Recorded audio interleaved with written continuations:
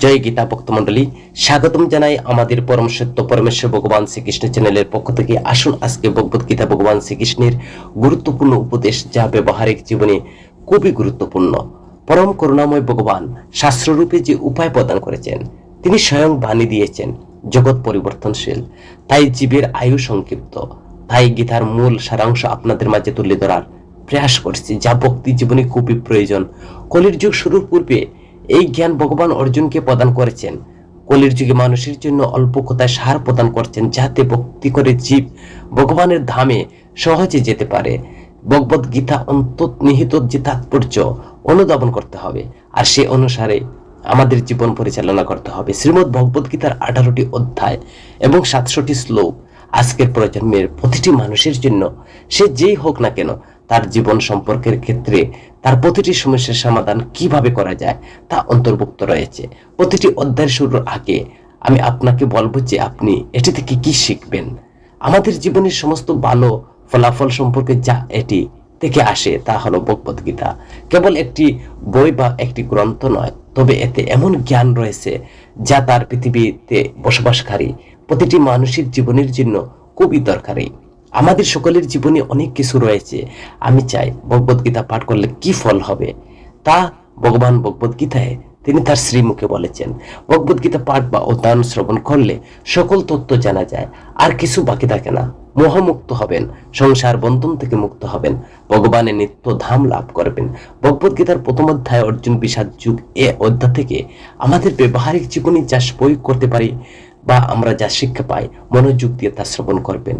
প্রথম হচ্ছে নাম্বার 1, জড়জগতে যত বাধা আসুক, বিঘ্ন আসুক না কেন, যে ভগবানের ভক্ত তার সুরক্ষা ভগবান নিজেই করেন, তার বিজয় সুনিশ্চিত। দেখুন অর্জুনের বেলায় তিনি তাই করেছেন।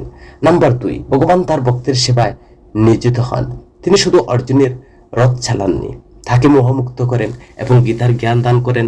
তার ভক্তের জীবনের ভগবান তার ভক্তকে এমনভাবে পরিচালিত করেন, তিনি তার জীবন রথের সারথি হন। দ্বিতীয় হচ্ছে যে দেহাত্মক বুদ্ধি এবং দেহের প্রতি আসক্তি থাকে যথার্থ ধর্ম পালনের বাধা, যার কারণে আমরা তা করতে পারি না। এর কারণে অর্জুন হতবিহ্বল হয়ে পড়েছিলেন। দেহাত্মক বুদ্ধি নিজ স্বার্থের কথা ভাবায়। অর্জুন ভক্তচিত্ত মনোভাব প্রকাশ এবং করেন। কোমল হৃদয়ে তিনি ক্ষমা করতে চেয়েছিলেন। এর কারণেই এইসব লক্ষণ তিনি যুদ্ধ করবেন না, তিনি কিং কর্তব্য বিমূঢ় হন। তাই যুদ্ধ ছেড়ে দিয়ে তিনি আত্মসমর্পণ করেছেন। গুরু শিষ্যের সম্পর্ক, ভগবত গীতার 2য় অধ্যায় সাংখ্য যুগ, অর্জুনের গুরুরূপে শ্রীকৃষ্ণকে ভূমিকা গ্রহণ। মানুষ যখন মনে করে যে মন বুদ্ধির আশ্রয় এবং জড়জগতে তার আর কোনো উপায় নেই, তখন সে একজন তত্ত্বদ্রষ্টা বা তত্ত্ববেত্তা গুরুর আশ্রয় গ্রহণ করে। 2য় অধ্যায় কর্মযুগ, জ্ঞান যুগ এবং গীতার সারমর্ম ভক্তি যুগের আভাস দেওয়া হয়েছে। সদ্গুরু তত্ত্ববদানে হরিভজনের গুরুত্ব দেওয়া হয়েছে। গীতা ও ভাগবতে ভক্তের মাধ্যমে পরমেশ্বর ভগবান শ্রীকৃষ্ণের যে পরামর্শ তা শিক্ষা অনুসরণ করা। তাই অর্জুন নিজে সধর্ম পরিত্যাগ করে পরমেশ্বর ভগবান শ্রীকৃষ্ণকে গুরুরূপে গ্রহণ করেছেন। বিনম্র চিত্তে তত্ত্ব জিজ্ঞাসা করেছেন। তবে শুধু সদা গুরুর লাভ হলে সে লাভ হয় না, তার চরণে একান্তভাবে শরণাগত হয়ে যথাযথ উপদেশ পালন করতে পারলে তবে সে লাভ হয়। ঠিক ততক্ষণ অর্জুন এইভাবে স্বীকার করেননি ততক্ষণ শ্রীকৃষ্ণ কোনো তত্ত্ব উপদেশ প্রদান করেননি, তারপরও তিনি জ্ঞান দান করেন। পরমেশ্বর ভগবান শ্রীকৃষ্ণ বলেন, চিন্ময় আত্মা অবিনশ্বর এবং জড়া প্রকৃতি অনিত্য ক্ষণস্থায়ী। জড়দেহের অনিবার্য বিনাশের আমাদের সুখবার্তা বিহ্বল হওয়া উচিত নয়, তার চেয়ে কর্তব্যকর্মী স্থির থাকা উচিত। স্থির আত্ম উপলব্ধির পথে পরিচালিত হতে পারবো। প্রথম ভগবান শিষ্যের ভুল ভাঙ্গার জন্য কড়া কথা বলেন। অর্জুনের মোহ দূর করার জন্য প্রথম শাসন এবং ভৎসনা করেন। অর্জুনের কাছে ধর্মযুদ্ধ মোহমুক্তির কারণ। ধর্মযুদ্ধের মধ্যে দেহকে হত্যা করে অর্জুন অখুশি হওয়ার উচিত নয়, যেহেতু তার ফলে তারা সমস্ত কর্মফল থেকে মুক্ত হয়ে নতুন দেহ লাভ করতে পারবে। বুদ্ধি বা ভক্তি যুগ, ভগবত গীতার মূল ভাদিপদ্য বিষয়।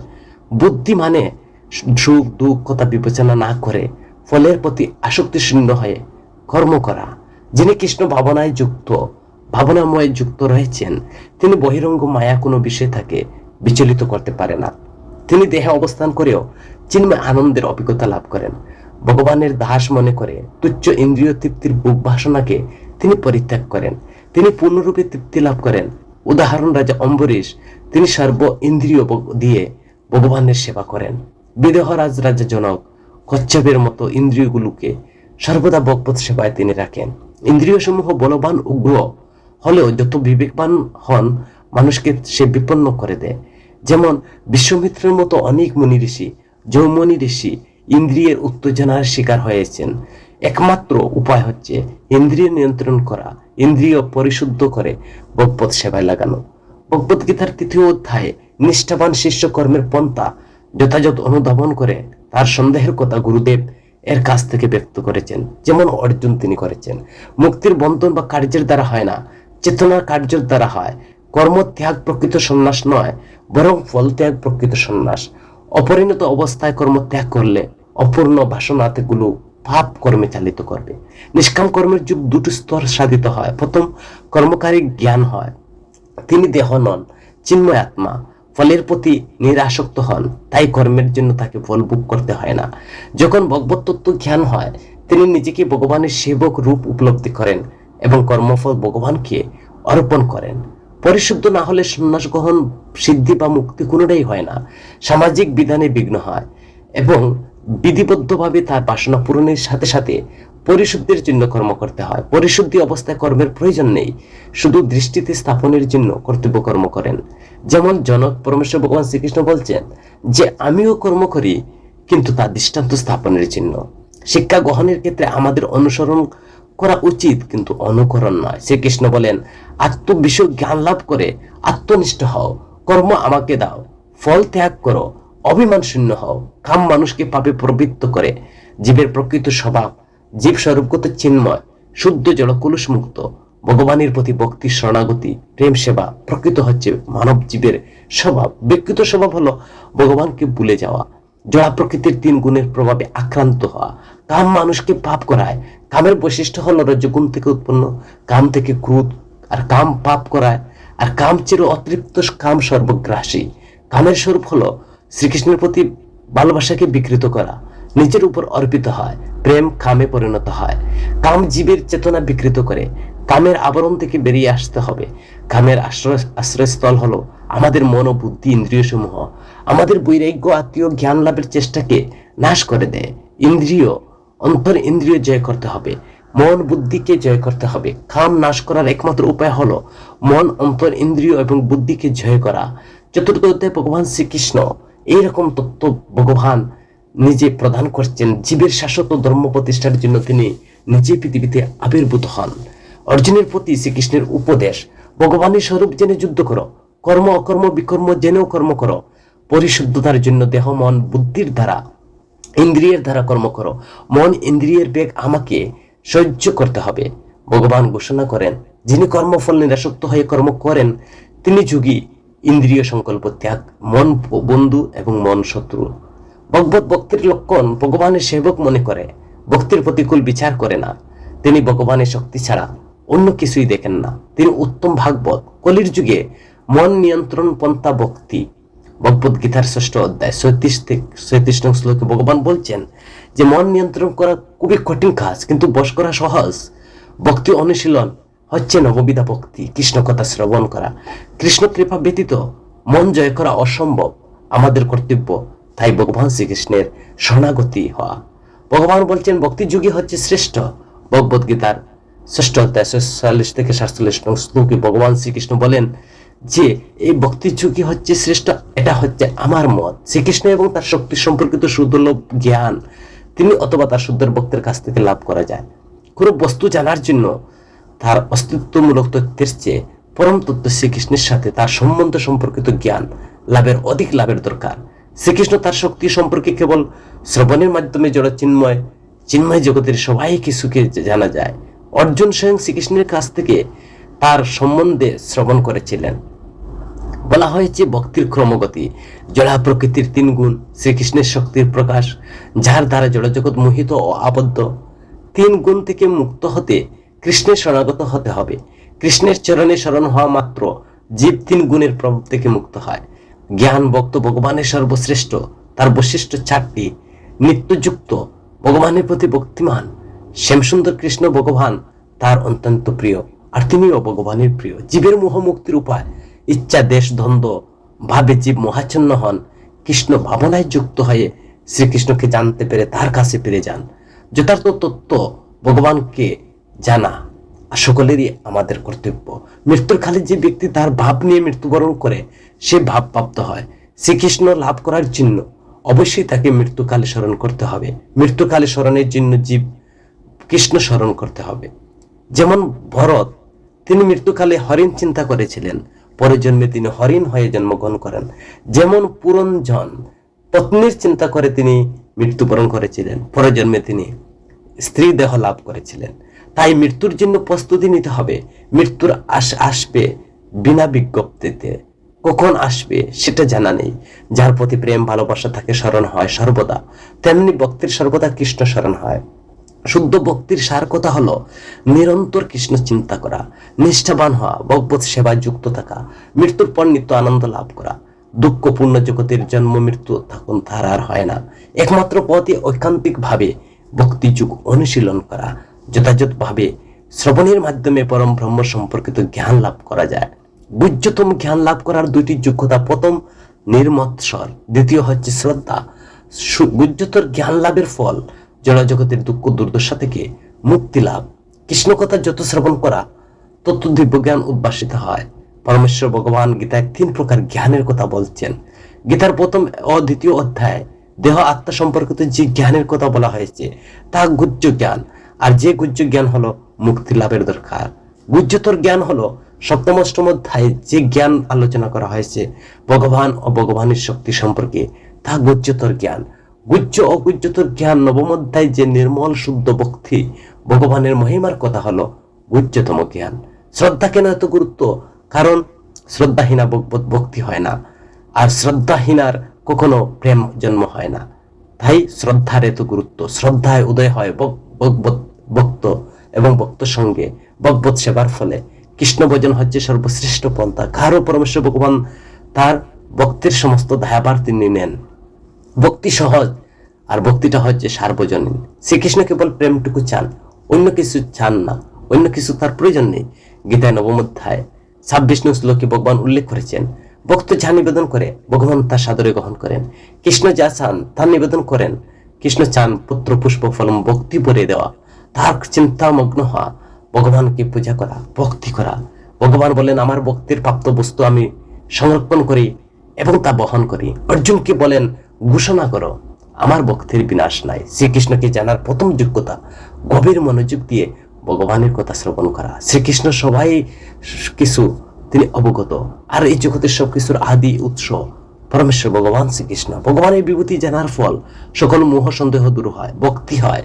যারা ভগবান শ্রীকৃষ্ণের সবকিছু উৎস উপলব্ধি করেন তারা তার ভক্তে পরিণত হন। ভগবানের কাছে যাওয়ার জন্য ভগবান তাদের বুদ্ধিজনিত জ্ঞান দান করেন। ভক্ত কৃষ্ণ ভজন বিহীন তাদের অবস্থা কেমন জানেন? জলহীন মাছের মতো।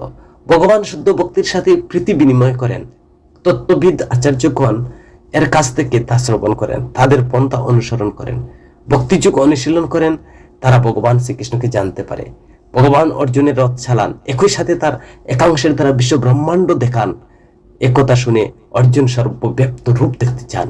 একমাত্র ভগবানের কৃপা দ্বারা ভগবানের প্রকৃত উপলব্ধি করা যায়, তাকে জানা যায়। তার অনন্ত অসীম অচিন্ত স্বরূপ পরমাত্মা ভগবান শ্রীকৃষ্ণের ইচ্ছায় সমস্ত জগৎ সংগঠিত হচ্ছে। কাল রূপে তিনি সমস্ত জগৎ বিনাশ করেন। অর্জুনের স্তুতি করেন, তুমি সকলের আরাধ্য, আশ্রয়, ঘাতা, সবকিছু সার, সামনে পিছনে সব দিকে তোমাকে নমস্কার করি। তুমি আমার পরম পিতা। আমি চতুর্ভুজ রূপ দর্শন করতে চাই, যা 11 অধ্যায় 46 নং শ্লোকে বলছেন। দ্বিভুজ শ্যামসুন্দর শ্রীকৃষ্ণের স্বরূপ, আর এই পরম তত্ত্বের চরম সবচেয়ে মাধুর্য স্বরূপ। কেবল শুদ্ধ ভক্তরাই ভগবানের পরম অবস্থান জানেন। তারা জেনে সম্পূর্ণরূপে শরণাগত হন। ভগবান বলেন, অর্জুন, যে রূপ তুমি দর্শন করলে তা বেদ পাঠ ধ্যান দান যজ্ঞের দ্বারা কেউ দর্শন করতে পারে না, একমাত্র অনন্য ভক্তির মাধ্যমে জানা যায়। ভগবত গীতার উদ্দেশ্য নিজের অস্তিত্ব জানা, আর ভগবানের সম্বন্ধে ভগবানের সাথে আমাদের সম্পর্ক জানা। ভগবত গীতার 2য় অধ্যায় জীবাত্মা ক্ষুদ্র ভগবান বিভু, 6ষ্ঠ অধ্যায় সমস্ত প্রকার যুগের মধ্যে ভক্তি যুগ শ্রেষ্ঠ ভগবান বলেছেন। সপ্তম অধ্যায় জীব ভগবানের অংশ, অষ্টম অধ্যায় মৃত্যুর কালে কৃষ্ণ কথা চিন্তা করা, নবম অধ্যায় ভগবান বলছেন আমার ভক্ত হও, ভক্তি করো, একাদশ অধ্যায় ভগবানের শ্রেষ্ঠ রূপ শ্যাম সুন্দর, ভক্তির মূলনীতি ভগবানের আশ্রয় গ্রহণ করা, মন নিবিষ্ট করা, ভক্তি যুগে মান বাড়াতে কর্ম করা, বাসনা কৃষ্ণকে সন্তুষ্ট করা। ভগবানের সাথে ভক্তির চিন্ময় সম্পর্ক 12টি এবং 26টি গুণের কথা বলা হয়েছে। 12টি প্রেমের সম্পর্ক রয়েছে। যিনি ভক্ত হতে চান এই 26টি গুণ অর্জন করেন। অদ্রষ্টা মৈত্র করুণ, নির্মল, নিরঅহংকার, সমদর্শী, ক্ষমী, সন্তুষ্ট, সততম, যতা আত্মা, দৃঢ় নিশ্চিত, সঙ্গ বর্জিতা, স্থির বুদ্ধি, সূচি। বাস্তবতা উপলব্ধি মানে বস্তু সম্বন্ধে জ্ঞান লাভ করা, অর্থাৎ জীবাত্মা পরমাত্মাকে জানা। 24 উপাদানের ক্ষেত্রে বা সমন্বয়ে এই ক্ষেত্র গঠিত। পঞ্চভূত, কীর্তি, অবতেজ, মরুদ, ভূম, পঞ্চ জ্ঞানেন্দ্রিয়, চক্ষু, কর্ণ, নাসিকা, জিহ্বা, ত্বক, পঞ্চ জ্ঞানেন্দ্রিয় বিষয়ে তন্ময়, এইরূপ রূপ, রস, গন্ধ, শব্দ, স্পর্শ। পঞ্চকর্ম ইন্দ্রিয়, বাঘ, পানি, পাদ, বায়ু, উপস্থ। 4 সূক্ষ্ম উপাদান, মন, বুদ্ধি, অহংকার। তো জ্ঞানের বৃষ্টি দিব্যগুণ রয়েছে। বলা হয়েছে ভগবত গীতার 13 অধ্যায় 8 থেকে 12 নং শ্লোকে, যখন যে পরমাত্মার প্রকৃত ভোক্তা ও নিয়ন্ত্রক বলে উপলব্ধি করতে পারে, তখন মুক্তির পথে সে অগ্রসর হয়।